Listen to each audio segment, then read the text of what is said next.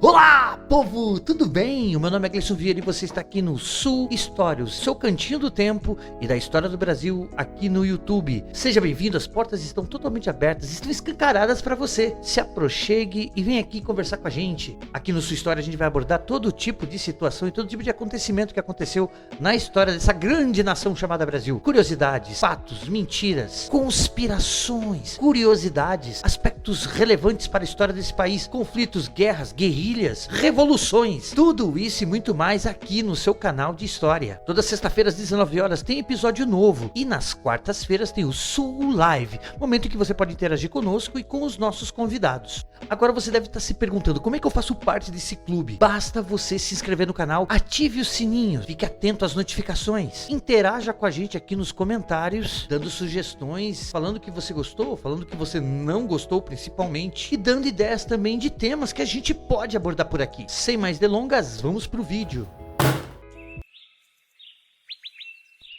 Episódio 5. As sedutoras e perigosas mulheres Tupi-Potiguar. Esse caso aconteceu na região do Rio Grande do Norte, nas praias do Nordeste, e é um caso, no mínimo, pitoresco. Para que nós entendamos o que aconteceu nesse cenário, antes de abordarmos o fato propriamente dito, é importante que façamos um rápido apanhado do contexto da época. A expansão marítima portuguesa no início do século XVI marcou o primeiro contato sistemático entre os europeus e os povos indígenas do território que viria a ser conhecido como Brasil. As primeiras ancoragens e estuários brasileiros representam um momento de profundo impacto cultural, no qual dois universos radicalmente distintos se defrontavam.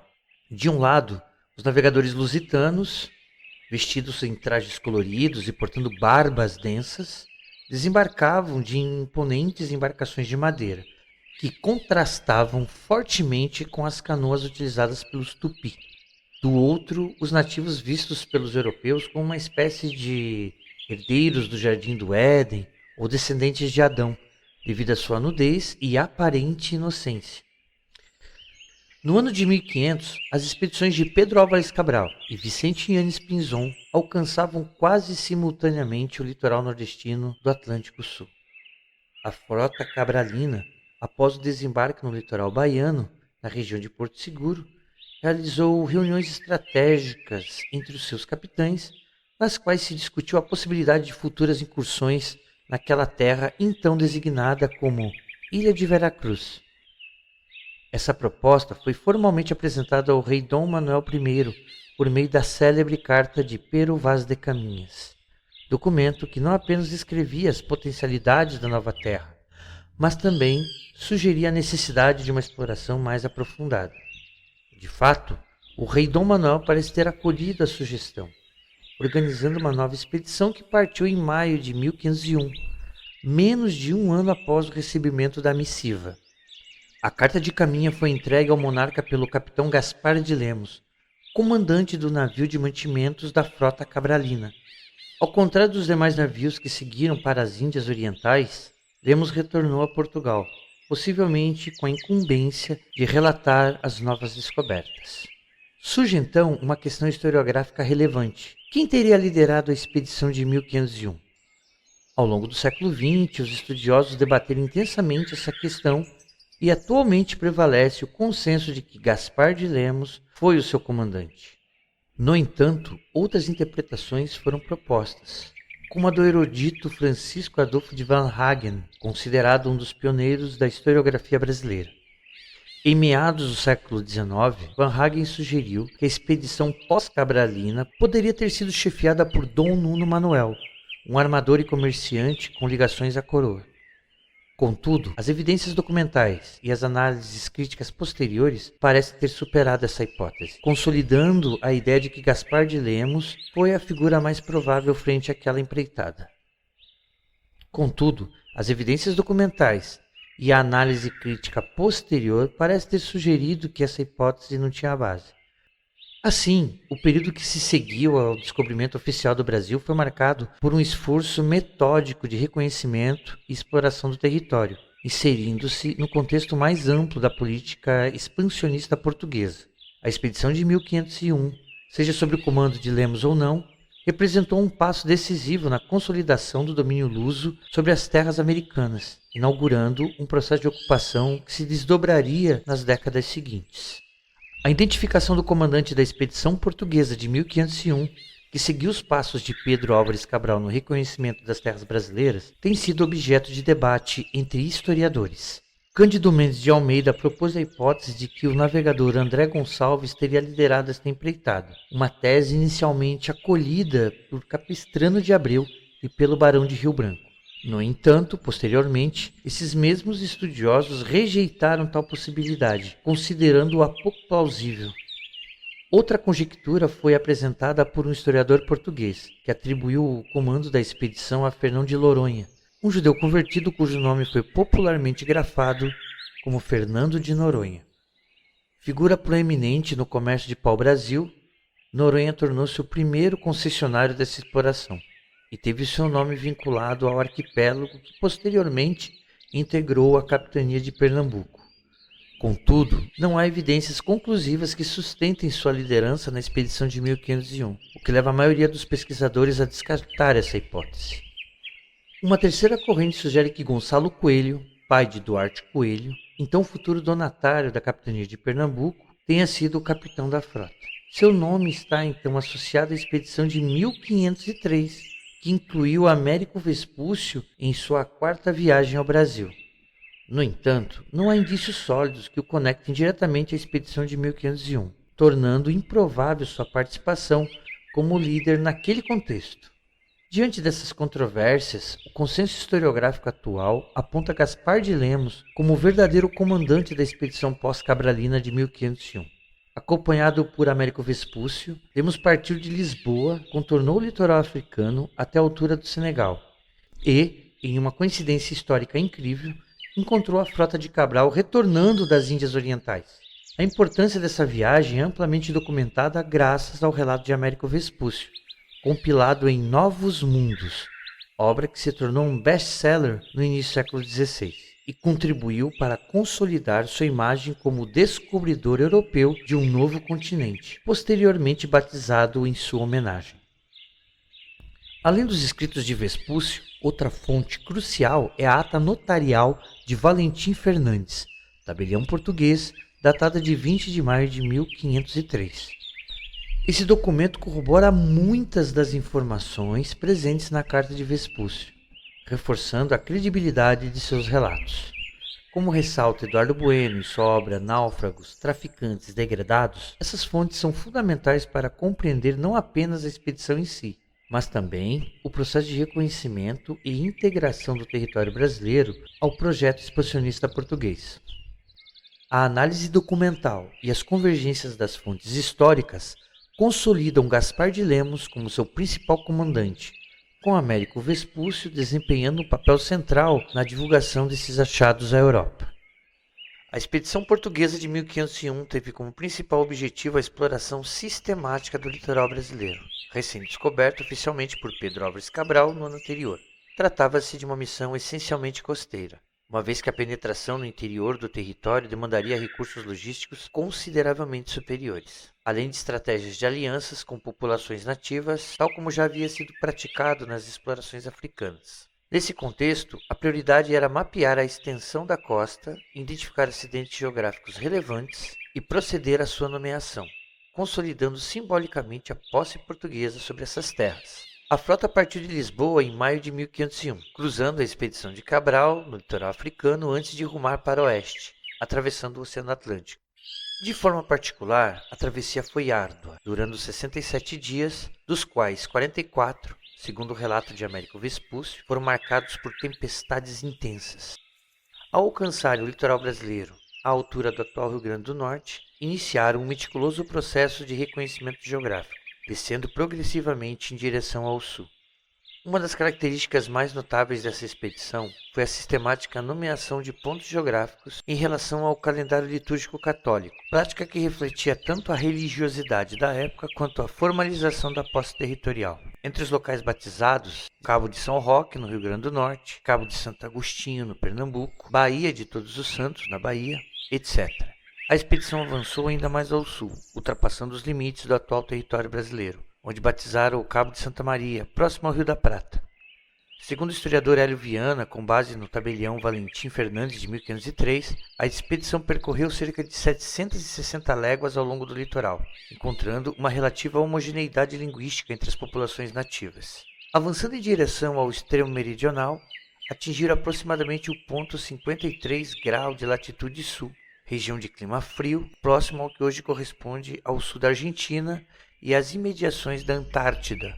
Diante das condições adversas, a frota optou por retornar a Portugal em 1502, concluindo assim o seu mapeamento costeiro. Apesar de menos conhecida que a viagem de Cabral, a expedição de 1501 representou um marco fundamental no processo de reconhecimento e apropriação simbólica do território brasileiro pela coroa portuguesa. Ao batizar acidentes geográficos, segundo a tradição cristã, os exploradores não apenas consolidavam a presença lusa no Novo Mundo, mas também estabelecia uma cartografia inicial que orientaria futuras navegações.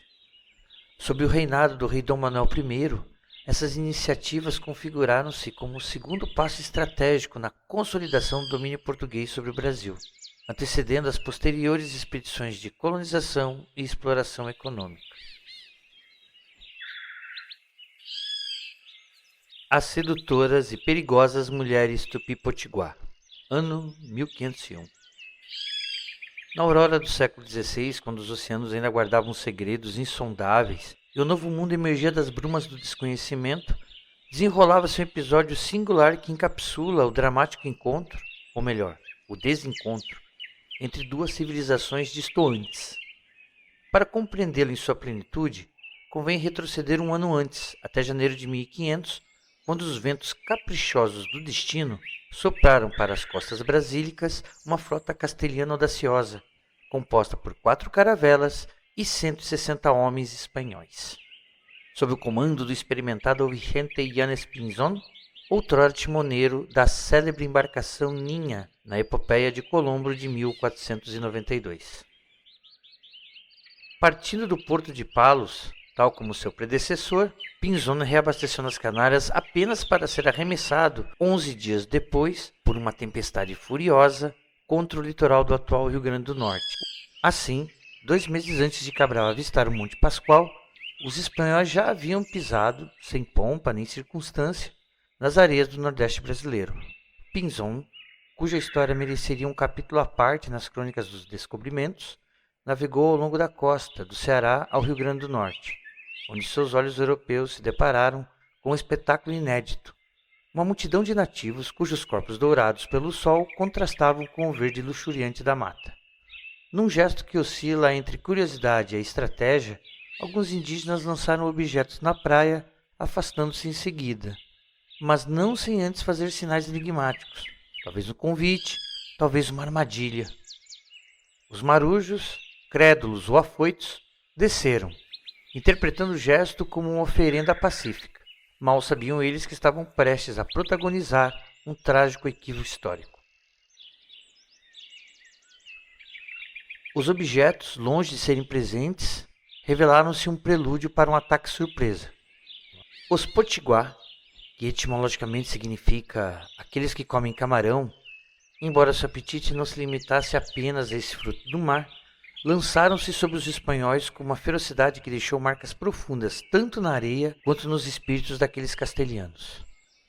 A antropofagia, prática que horrorizava os europeus como um símbolo máximo de barbárie, era, para os tupi, um ritual complexo, imbricado de significados guerreiros e cosmológicos. O choque foi inevitável, sangrento, e terminou com vítimas de ambos os lados, um prelúdio sombrio dos conflitos que se seguiriam. Um ano depois daquela cena dantesca, que foi presenciada pela tripulação de Yanes Pinzón, já em agosto de 1501, a expedição lusitana de Gaspar de Lemos, com o astuto Américo Vespúcio a bordo, revisitou aquelas mesmas praias. Os indígenas, agora cautelosos após o episódio anterior, observavam os recém-chegados com desconfiança mútua. Não houve trocas, não houve diálogo. Apenas um silêncio tenso, quebrado pelo recuo prudente dos portugueses para suas embarcações. Era como se o oceano, testemunha mudo daqueles encontros desconcertados, suspirasse ante a impossibilidade de um entendimento imediato. E assim, entre mal-entendidos, violência e hesitações, escrevia-se a primeira página, ou melhor, os primeiros rabiscos, de uma história que, séculos depois, ainda nos desafia a decifrar os seus paradoxos. Se Pinzon foi o primeiro europeu a pisar o Brasil, e se Cabral foi o primeiro a reivindicá-lo para a coroa portuguesa, coube aos Potiguar, com seus ardis e sua resistência, lembrar a todos que aquela terra já tinha dono, e que nenhuma conquista se faz sem conflito, sem os aspectos grotescos da tragédia temporal, e sem a ironia de que, às vezes, os camarões vêm acompanhados de um sabor amargo, que é o da busca pelo conflito. No entanto, quando retornaram ao convés do navio, uma multidão de indígenas afluiu à praia em um movimento harmonioso, como as ondas que se quebram no costão. Seus gestos, cheios de significado cifrado, sugeriam um desejo de comunicação, talvez de sedução para os portugueses. Eram os mesmos Potiguar que haviam cruzado o caminho da expedição de Pinzon, embora seja duvidoso que Gaspar de Lemos e seus homens conhecessem os incidentes daquele encontro prévio. Dois marujos, movidos por uma curiosidade ou por imprudência, desceram à terra e se perderam entre aqueles corpos dourados de sol. Dissolveram-se como sombras na floresta. No convés, os companheiros observavam, perplexos, a cena que lhes escapava como areia entre os dedos. Os dois aventureiros sumiram, tragados pela multidão que, por sua vez, evaporou-se do ar salgado. Ancorados em bom fundo por 2 dias a fio, a tripulação aguardou, tensionada entre esperança e o temor. Até que Gaspar de Lemos, em um ato que oscilava entre cautela e tolice, ordenou que um batel levasse mais 4 homens à praia, numa missão que mesclava resgate e reconhecimento. Ao chegarem à beira-mar, foram recebidos não por guerreiros armados, mas por um grupo de mulheres indígenas, cujos olhares e gestos fluíam entre curiosidade e uma provocação calculada. A cena era no mínimo irônica. Homens endurecidos pelo mar, confinados por meses em um espaço claustrofóbico, diante de corpos livres, seminus, que dançavam no limiar entre a hospitalidade e o convite. Quem poderia censurá-lo se, em meio àquele jogo de sedução e desconhecido, um dos jovens, forte, garboso, intrépido, inflamado pelo sangue quente da juventude, se deixasse arrastar pelo fascínio daquelas alteridades tão palpáveis? Pois foi justamente o que aconteceu. Avançou em passos altivos um jovem robusto e garboso, orgulhoso como um galanteador em terras estranhas, enquanto as mulheres o rodeavam, tocando sua pele alva com a ponta dos dedos que misturavam admiração e algo mais, algo que talvez fosse apenas um prelúdio. O marinheiro, ébrio de vaidade, sorria sem perceber que por trás dele uma figura emergia das sombras como um espectro da floresta. Era uma indígena, ágil e determinada, empunhando em mãos uma ibirapema, o tacape ritualístico, instrumento de morte tão eficiente quanto simbólico. Num movimento rápido, quase coreografado, ela desferiu o golpe. A madeira pesada encontrou o crânio com um estalo seco, partindo-o como se rachasse um coco. Enquanto o corpo do infeliz desmoronava ao chão, seus companheiros, tomados pelo pânico, retrocederam em direção ao batel, apenas para serem recebidos por uma chuva de flechas, uma saraivada de pontas afiadas. A floresta, afinal, nunca estivera vazia. As mulheres carregaram o cadáver do jovem garboso para a mata, num ritual que os portugueses não compreenderiam, mas que ecoava como uma lição cruel.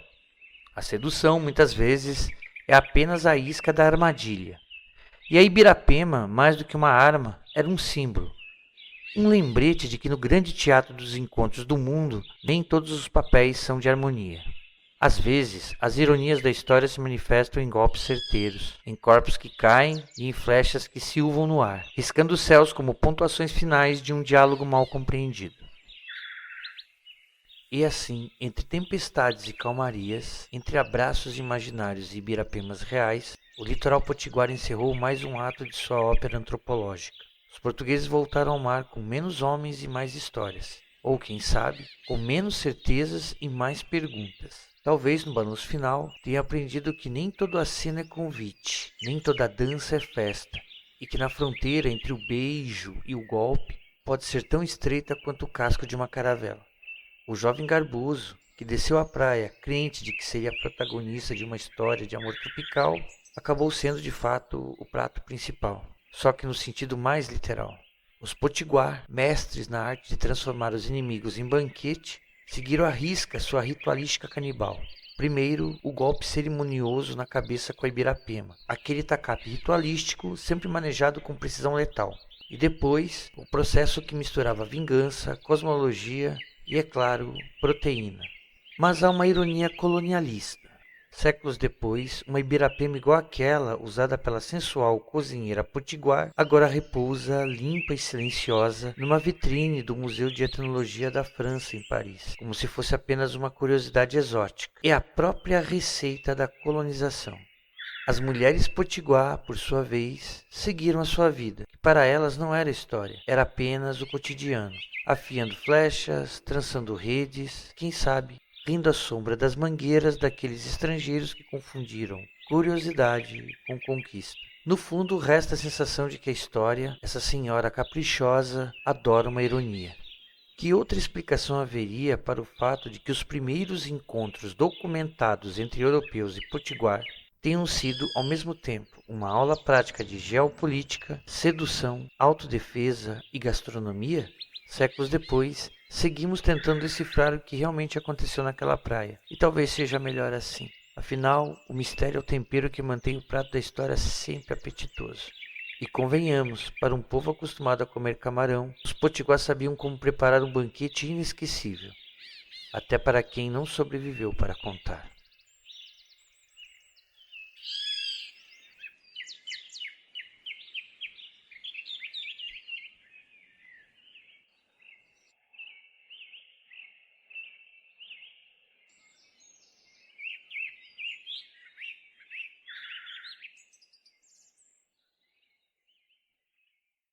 E aí, povo, gostou do vídeo? Então deixe seu like, compartilhe com seus amigos, deixe seus comentários aqui embaixo. Eu vou ficando por aqui e espere os próximos episódios aqui do Sua História Cyber Club. Valeu!